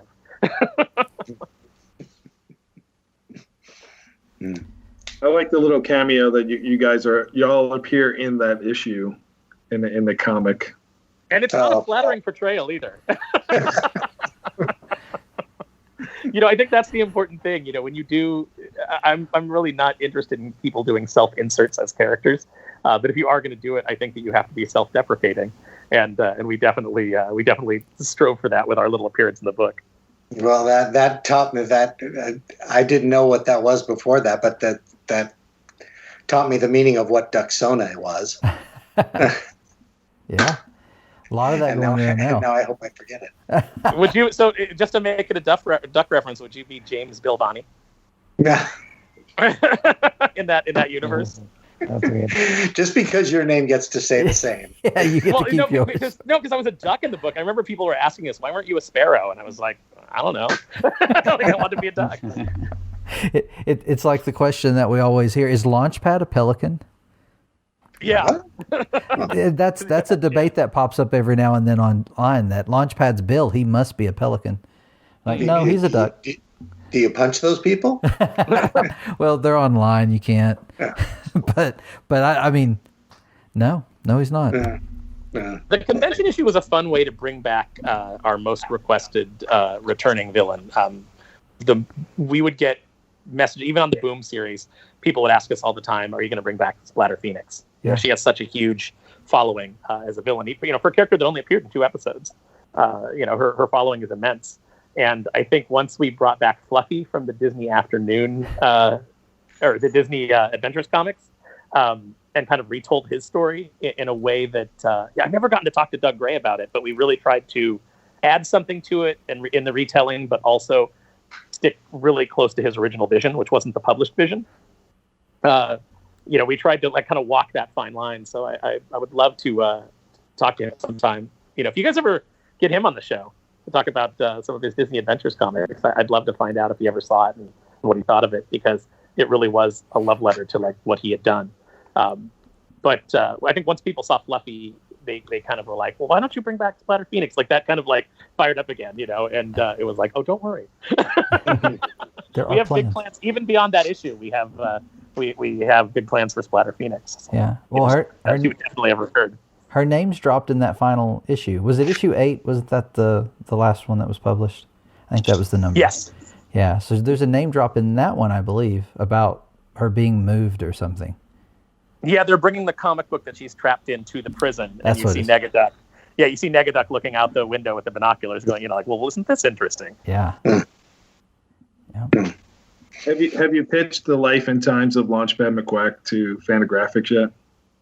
No, you know what we did pitch though for the Darkwing series is we pitched a book called The Life and Times of Scrooge McDuck the movie, and it was basically Darkwing. This is long before this is before the DuckTalks show was even really kind of in production or we knew anything about it. Basically, Scrooge's board decides that they need some good PR, so they want to tell the story of his life, and Scrooge is very much kind of like against it. But the director that gets hired is Tuscanini, so he's developing the film. And the Beagle Boys on the set are all just the Beagle Boys wearing Beagle Boy masks. So they're just wearing masks of themselves. And the whole thing is a con. And Darkwing gets involved and gets cast as Scrooge.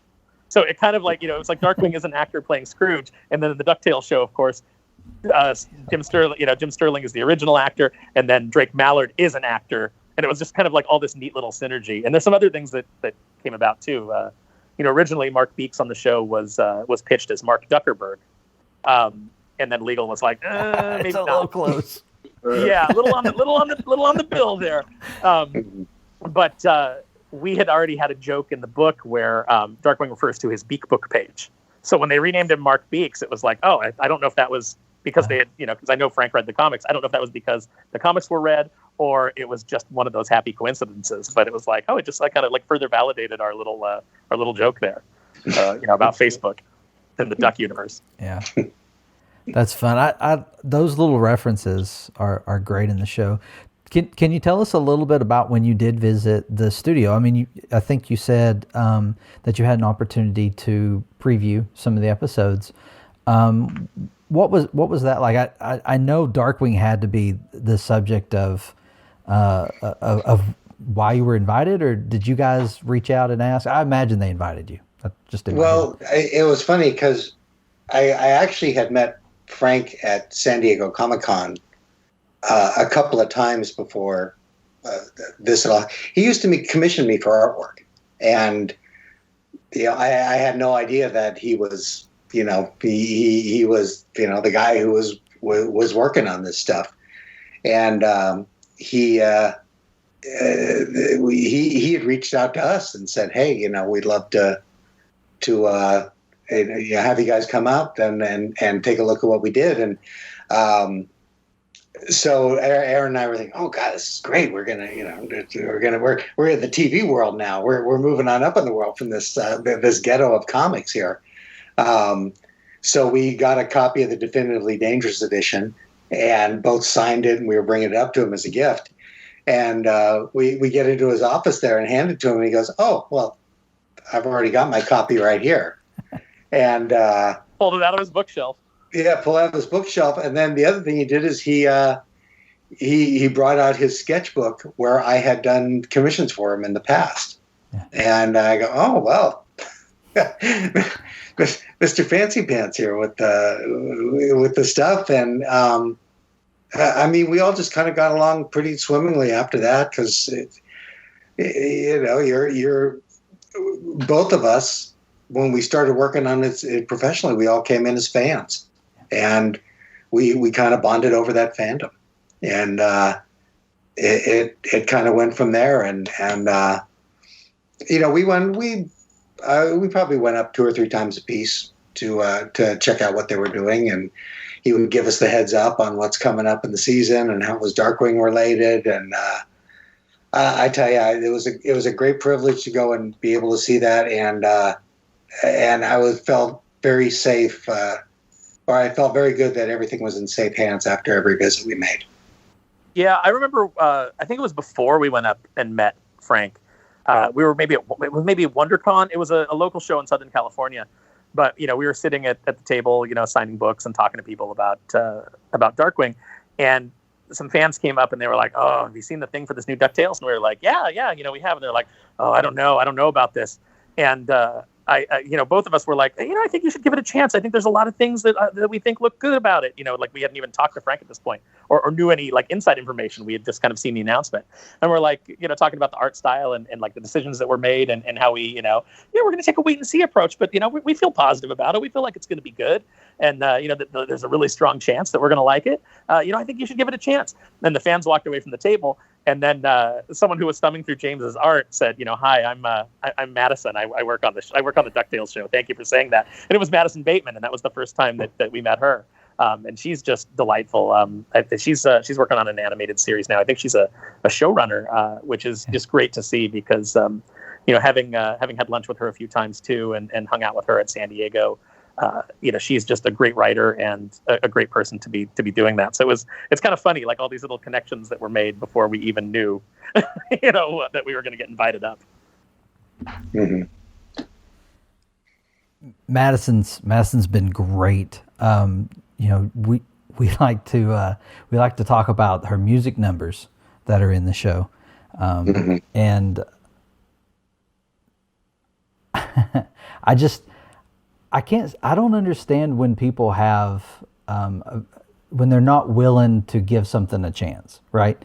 So I think it's very cool that you guys were there. Didn't even know that you were kind of defending what she was working on, but just your open-mindedness is a testimony to just how big fans you guys are, and that you want to support the Ducks of what's coming next. And we don't know right now what's next for the Ducks with the show ending. It feels too early to be, to have 3 seasons and for it to be over. We were pretty convinced we were at least going to get that 4th season. It was a little bit of a surprise, and we were really hoping we'd see a continuation of what they did with Darkwing and Negaduck. I know that was something that Frank expressed was a big story that he'd been working on for a long time. That is something, this is kind of Frank's, him playing with his action figures, with the launch pad and the Drake Mallard scene from that episode. This is him getting a chance to do that, much like you guys have expressed. Being able to work on the property was like that for you as well. And I would have loved to have seen where that went. I hope that someday in the future we get to see where that will go or would have went.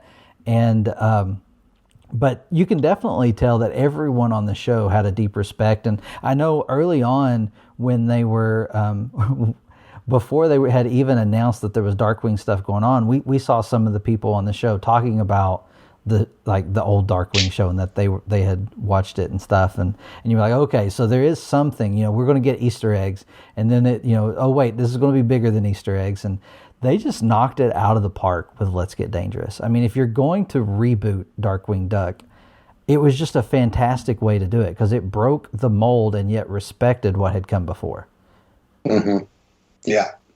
And I would tell people too that that when they would ask us, like, well, what do you like? Because obviously we knew that there was more than Darkwing being a TV show in that universe, and people were like, "Oh, I loved the episode, but it's kind of disappointing because it's only a show."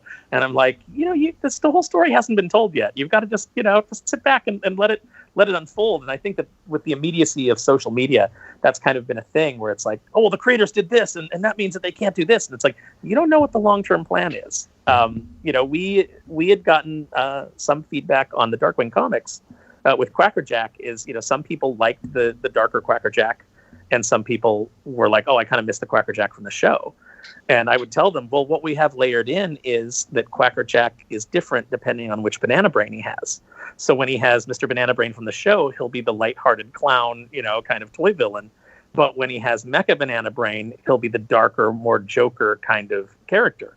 So we're really giving you, both what Tad's original version was for Quackerjack, where he was a little bit darker, but then Michael came in and gave him the voice that he did, and the writers started kind of writing him goofier because Michael Bell could really lean into that. Yeah. But so it's like we're going to give you both. We're going to give you a little bit of everything. You've just got to let things unfold, and this one issue is not, or this one episode of the show is not what it's going to be for the whole thing necessarily. You've got to let us tell the story.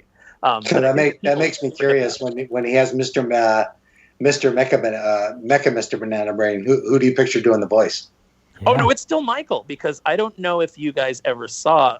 It's up on my YouTube channel, which is Dapper Dragon Media. I think it's the last video that I did before I kind of was like, I just don't have the time to really devote to editing videos. But it's a panel, and I think that's the one. But Michael reads from the Definitively Dangerous edition, and he reads where Quacker Jack builds Mr. Banana Brain. And I handed that to him right there on stage. He had no previous knowledge of what he was going to read. And he just looked at James's art and kind of like skimmed over it, and he nailed it. Like right out of the gate, he knew that it was darker, and he dropped Quacker Jack's voice, and it's so much more sinister. And it's one of the great moments of, when you get to hear, Rob Paulson deliver something that you've written, or you get to hear, Michael Bell or Jim Cummings or Katie, any of these voice actors, and they actually deliver what you've written, and you're like, it's better than I even heard it in my head. And when they do it the way that you heard it in your head, like you're like, I'm so excited that I got it right, like that I understood like kind of how they would deliver the material. And man, just hearing Michael do that and make Quacker Jack darker and scarier was fantastic. And I was like, yeah, he could definitely do this voice, no matter what version of Quacker Jack we threw at him, he'd be able to do the voice. And actually, issue 9, 10, and 11 of the Joe Book series were going to be Quacker Jack's story. Yeah. So it was going to be a 3-parter that was really going to delve into the psyche of Quacker Jack and where he was at. So, and we were going to introduce a new villain as well. So, I think the most fun that I ever had working on the comics, doing a collaborative type of thing, was when we created new villains and going through the actors of who we would want to play those villains that we created. And, like when we did they called him Natmare, but we'll always continue to call him the Juggernaut. We went back and forth on a couple of different ideas, and then it was almost a kismet, looking at each other at the same time and saying, Joe Pesci, that would be the perfect voice for that character. And that made the mannerisms in the drawing, that made the writing so much easier when you have that voice in your head. And you get to play a little fantasy with characters that you create, but it does make the creation of that character all that much easier. And yeah, and anybody who asks us, like, hey, who would you see as the voice actor for this character? It's like, oh, we know who we would want pie in the sky, because that was some of the advice that we got early on from Tad was, and it was the Juggernaut issue where I turned in the first draft, and he said, you need to pump up Juggernaut a little bit more. He needs to have a little bit more personality. And he said, so decide who you would cast to be the voice, and that will help you write the character, and give him more dialogue. And when we settled on Pesci, it was like, oh yeah, I know exactly what we're doing now. And that's how the Goodfellas scene got in there with him doing the shoe polishing, and why Goslin at the end yells at him, go get your shine box. It's a Goodfellas reference, but it's also a reference to who we would have doing the voice if we could. I forget, do we ever give a voice to Fluffy? No, I don't think we did, because like Fluffy has the lisp. So in my head, I always just kind of heard Sylvester, because I thought that was who he was kind of like modeled after with the lisp. But then by the time we were doing current day Fluffy, he had overcome his lisp. So we would have had to have decided on a voice for him by the time we got to writing a full Fluffy story. I know we decided on One Shot, and we decided on some of the other villains. But yeah, I don't think we have... Buscemi is One Shot. Mm-hmm. Okay. Yeah, I thought that hit the nail. And who else was there? I had Laura Post as Mr. Mysterious or Sup Rage, as she was originally called. She does a lot of really great villain voices. She was the voice of Harley Quinn in the Telltale games. A good friend of ours that we met at Dragon Con. Or no, we met her at MomoCon. Also in Atlanta. Still in Atlanta. Yeah. Yeah, and I had already been a fan of her work because she's Queen Ashara in World of Warcraft. So she's got kind of this stuck up kind of villain voice that she can do, and so that's kind of what I heard for Constance. Who else do we have? I think we would we said Sydney Greenstreet for Chrono Duck. That was going to be my question. Who was Chrono Duck? Who did you just say? Sidney Greenstreet. Okay. Mm-hmm. Or David Ogden Stiers was another was like our backup choice. Like, you know, we usually had like two. Like, for example, for one shot, it was Steve. It was the Buscemi, or if we couldn't get Buscemi, Alan Tudyk. There's a good one. Yeah. You know, for this imaginary show that James and I are in charge of. Right. I love the technique of having the voice in your head, though, because I feel like it works. I mean, when I read these comics, I hear the voice actors that I know, and not just because I'm trying to force them into the dialogue, but I feel like it's dialogue that would be there. If I always read the comics as they were part of the show. Well, that was that. Thank you so much, because that's how we wanted them to feel. We wanted them to feel like you were getting another season or two of the original Darkwing show, and you know, that's the nice thing is now with Disney Plus and streaming services, because I talked to Greg Weisman repeatedly about like what we would do if we could bring Gargoyles back, and he would want to reprint the continuation comics that he did for Slave Labor and then pick it up where it went off. And the question was always like, well, gosh, how's that going to work? Because there's going to be tons of people who haven't seen the show, and it's difficult to ask people to go and do the homework of tracking down all those shows so they know what's going on to get into the new comic series. And now with streaming, that's not even a consideration. It's like these are all evergreen properties. They're there for you to go back and you know, enjoy watching them, and then, you know, enjoy the continuation of those stories and those universes. You know, when Disney Plus was announced and we started getting news, we were like, they've got to have the afternoon on there. They've just got to. The afternoon has to be part of it. And I remember when it was finally announced that I think we had some screenshots or something that included a few shows first, and it's so great to have the ability to sit down and be like, you know what, I think I'm going to turn something on for a few minutes, and to be able to pull up one of those shows and to just enjoy it all over again, and just to have it so easily accessible. And, you know, talk with people at work and about the shows, and we grew up with it and we remember it, and it was just, you know, you're so fond of it. Just to have that opportunity is great.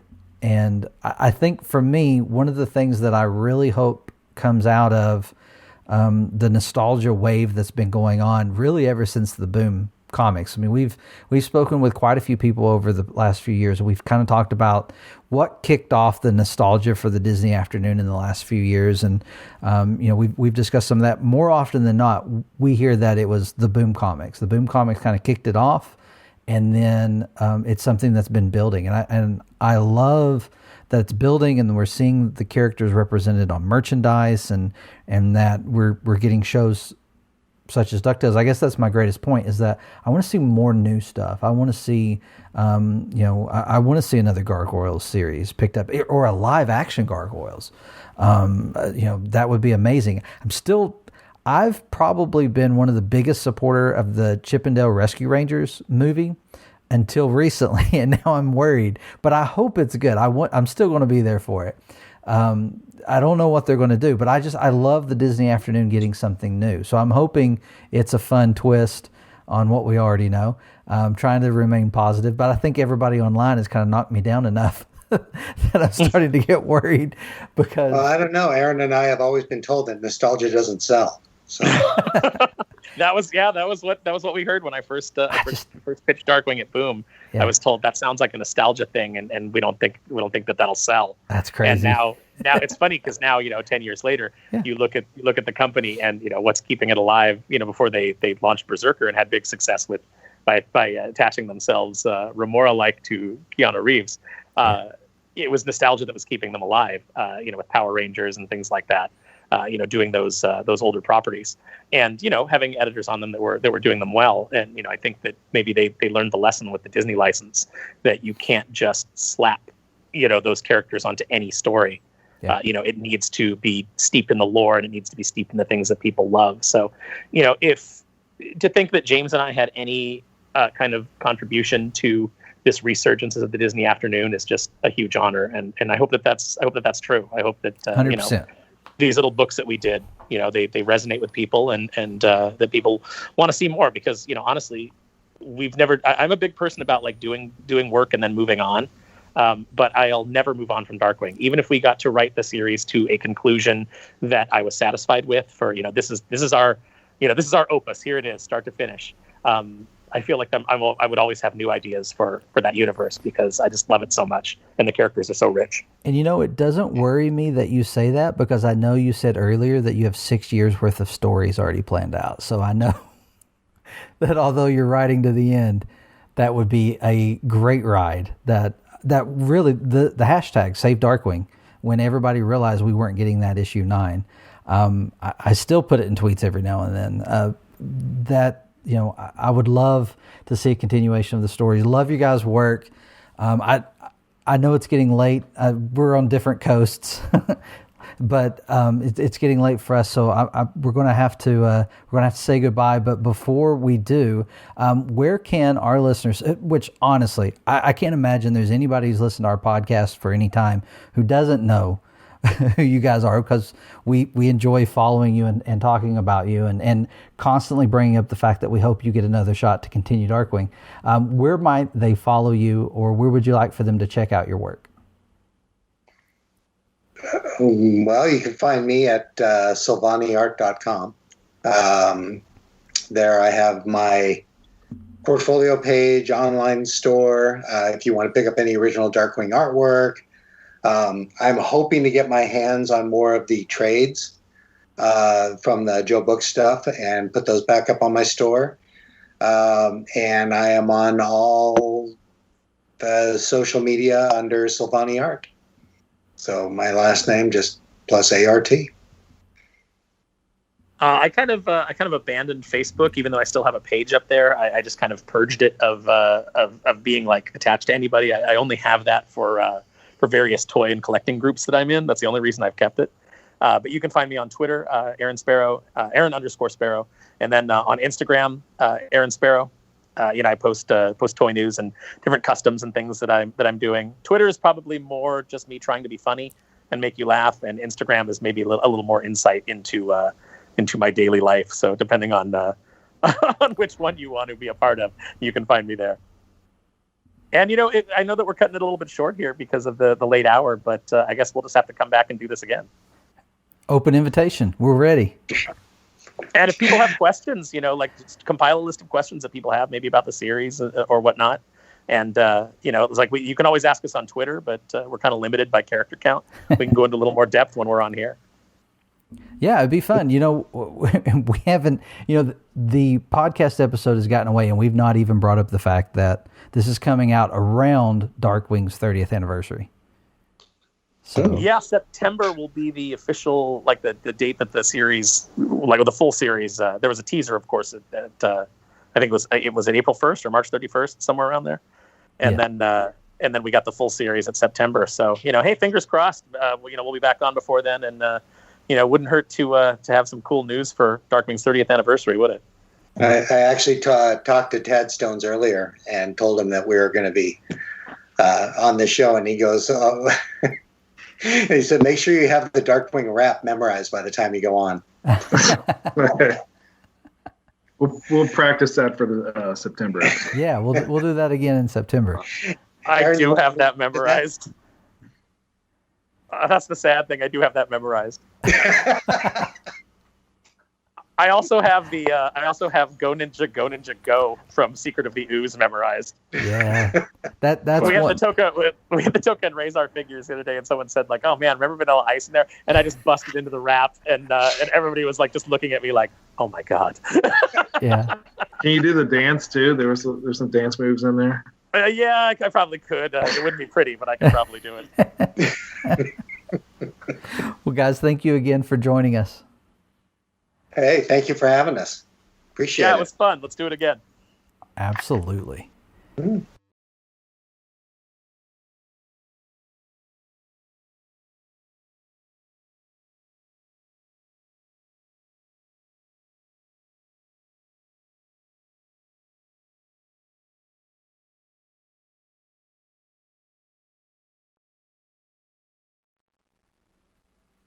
I know. I can't believe I had to end the conversation as well. Thank you to Aaron and James. Just so gracious with your time. It was phenomenal having an opportunity to talk with you. I don't know if you guys are going to listen to this or not, but you were great, and I really loved the conversation and learning a little bit more about them. They're wonderful, and I can't wait to have them on again.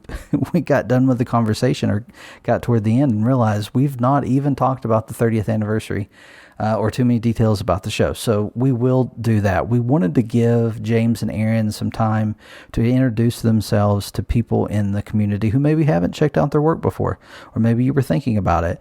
One of the things that we talk about in the interview, and one of the things we've talked about on the podcast, is how much we really love DuckTales 2017 because of how much Frank and Matt and all of the crew and the cast just love the characters, that what they're doing, but also they had a love for the original. They had a love for what came before, whether that be the original DuckTales for them, or whether it be the Rosa comics or the Barks comics, or there's other artists and writers who have been out there. And there was definitely some love for the Darkwing Duck comics that could be seen in DuckTales 2017.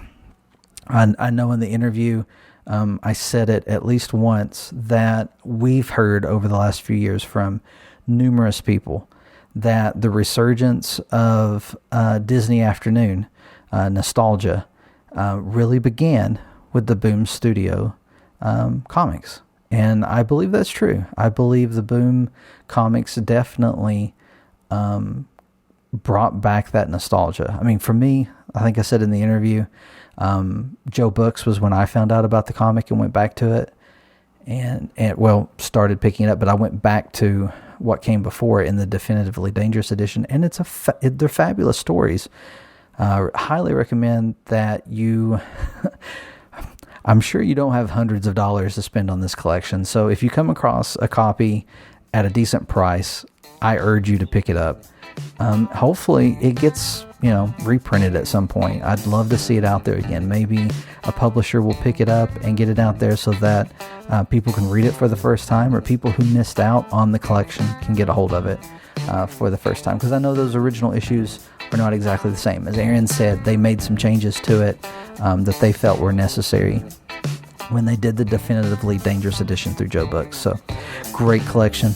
And hopefully there's a few of those trades for the Joe Books issues, the 8 issues that came out. There's 2 trades. Hopefully those are available. Check them out. We'll try to include any listings in this in the podcast notes for these issues. I know this episode was long, so I'm going to go ahead and cut it off here, and I'm just going to say, until next time, stay glom golden, and if you can dream it, you can do it.